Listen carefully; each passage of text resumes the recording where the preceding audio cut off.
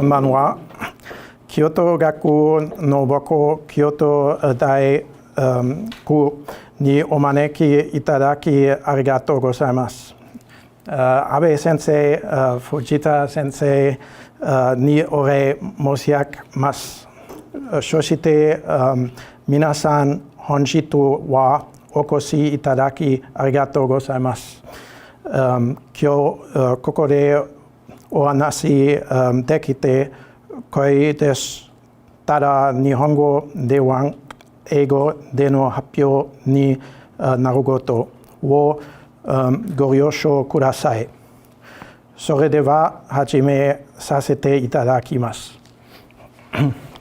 So let me now switch to English so that you can understand me. Thank you so much for the very kind introduction. So I was asked to present something to a non-philosophical audience, even though I think that many of you are from philosophy. So I was thinking about what might be a good topic, and in a way this presentation can be understood as extending a little bit of what Abe Sensei, Matthias Fritsch, and I have been doing together, namely thinking about nature, in a way also time and responsibility, in a context that draws on different cultural traditions. So we see here, we find at least the responsibility part and the nature part, and I will be comparing and contrasting, but also showing similarities between different conceptions of wisdom, human as well as animal wisdom in this talk. So the outline of this talk is as follows. Since the title of this lecture requires some explanation, let me begin by speaking a little bit about human wisdom as limit consciousness first. I will be going back to perhaps the most classical text from Western philosophy where the wisdom concept of wisdom was being developed, namely Socrates' Apology, and then in the discuss what wisdom means there, namely a certain kind of limit consciousness, or what I will call a minimal conception of wisdom, which I think has certain promising parts, but I will also be criticizing this in the second part of this lecture, where then I will look at the role of animal wisdom. So, and I will be giving a big, far too big panorama of different images of animal wisdom that we find in Western, not only philosophy, but also literature as well as art. So I will also be drawing on a couple of artworks. So if you don't understand me, then hopefully at least these artworks will be appealing to you.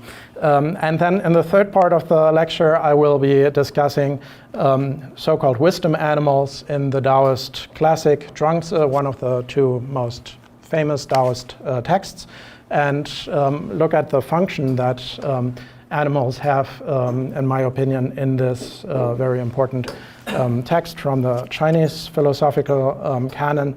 And finally, I will return to the beginning, as it were, and briefly raise the question concerning the relationship between human and animal wisdom.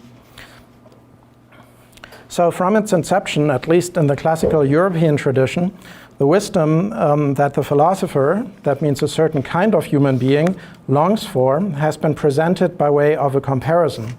Socrates, who in a way both embodied wisdom and invented the discourse about what it might mean to be a wise person, proposes a specific manner of approaching wisdom, or Sophia, in the dialogue The Apology.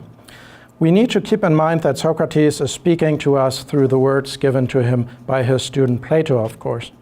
After being proclaimed to be the wisest person in Athens by the Oracle of Delphi, Socrates tries to disprove the oracle by going around Athens to find human beings who are wiser than him.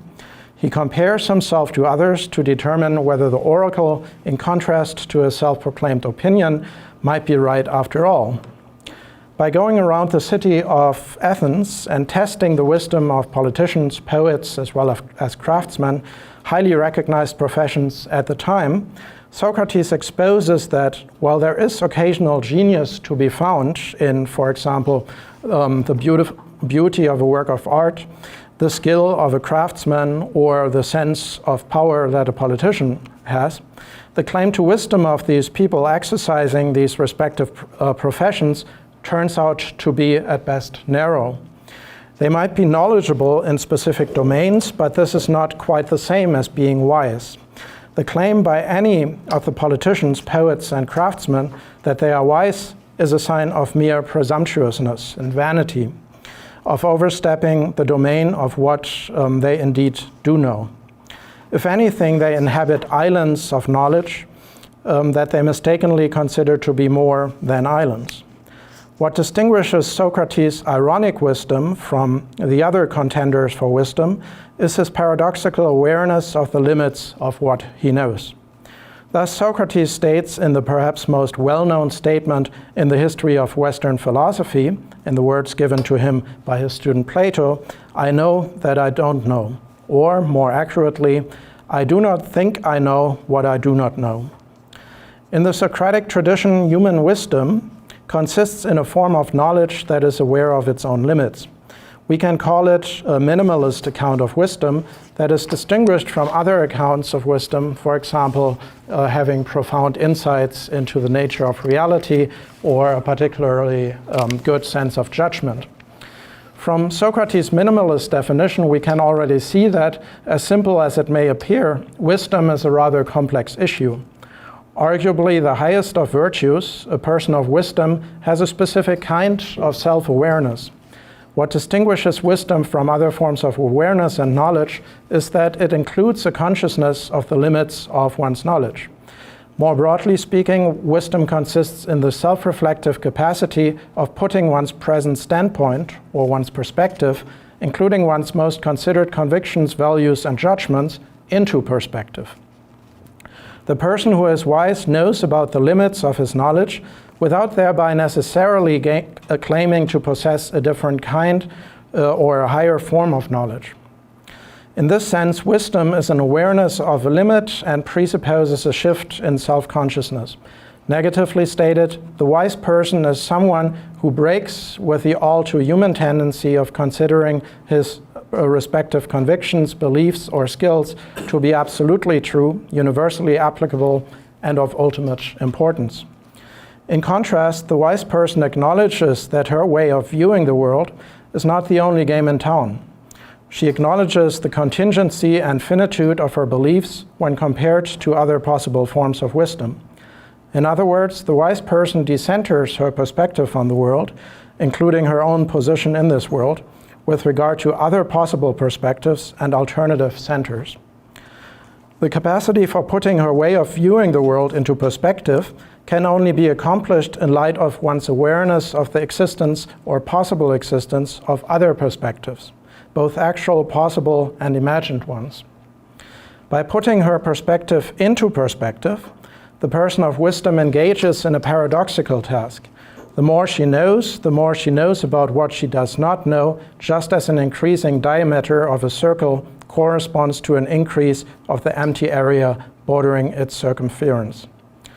Wisdom understood as limiting one's claim to knowledge by imagining other alternative perspectives comes in different degrees and shapes, and is not an all or nothing affair. Philosophers in particular have a complex relationship to wisdom.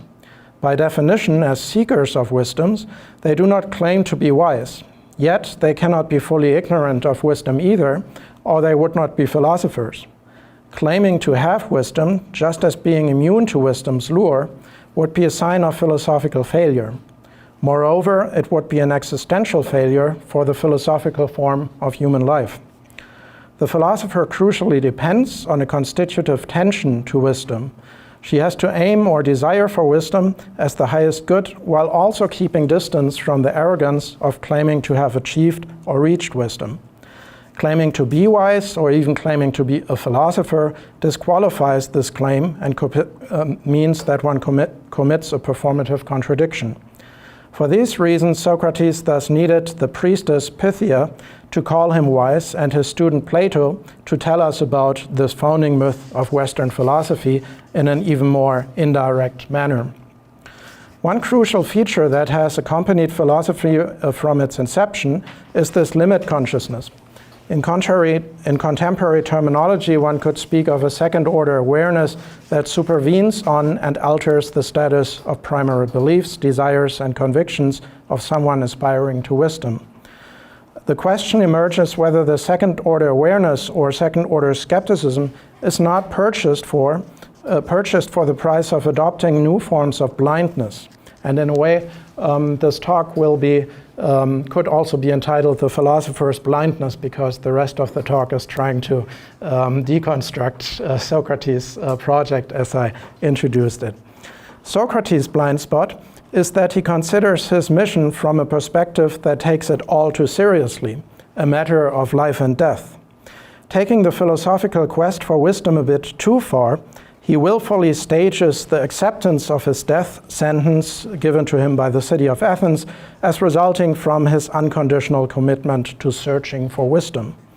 He thereby negates the inherent ambivalence that characterizes philosophy's flirt with wisdom.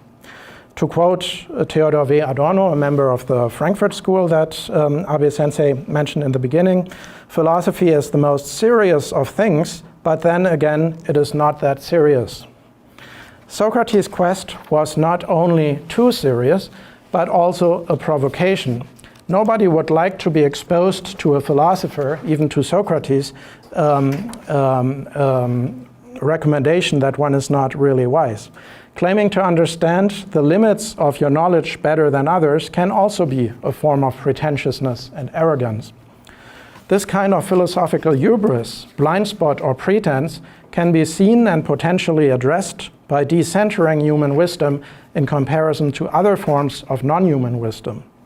We have already stated at the outset that wisdom is a comparative notion in which the person comes to be aware of the limits of his perspective.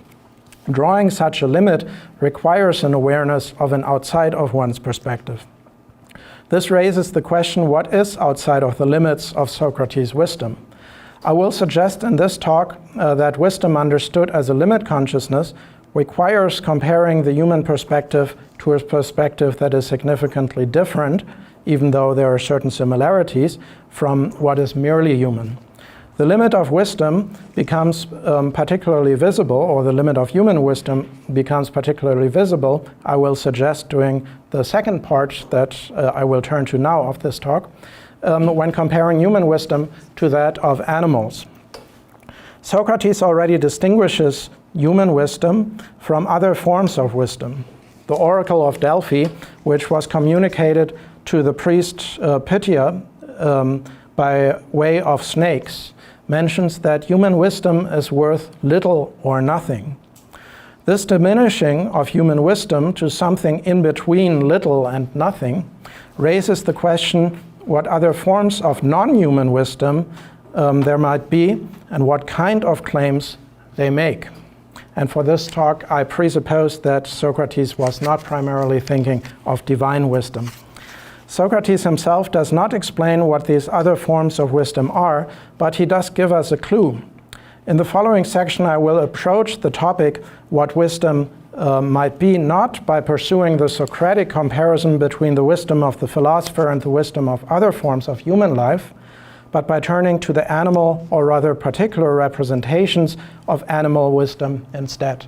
So the method I will be drawing on, and actually the inspiration I will be drawing on, is a little book that was published from the Blumenberg archives. So Professor Abe mentioned I first studied in Münster in Germany, and the main philosopher there, even though he died when I arrived, was Hans Blumenberg.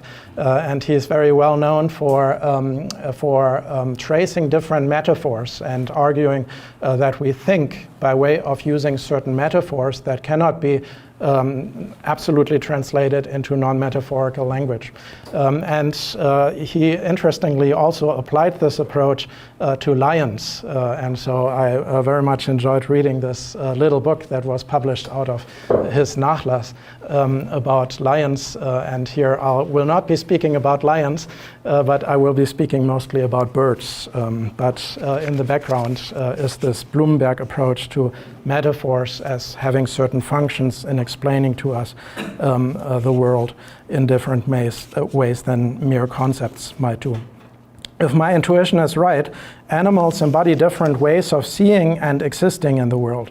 Socrates himself gives an important clue that reveals the importance of animal metaphors when it comes to the difficult task of approaching wisdom. Not rarely is he dressed in rags and presented as the inspiration for the dog philosophers that came to be known as the philosophical school of the Cynics afterwards. Interestingly, Socrates himself identifies himself as a gadfly, an annoying insect that, in spite of its small size, irritates and itches. Athens is compared to a somewhat oversized and sluggish horse in need of the right amount of philosophical irritation.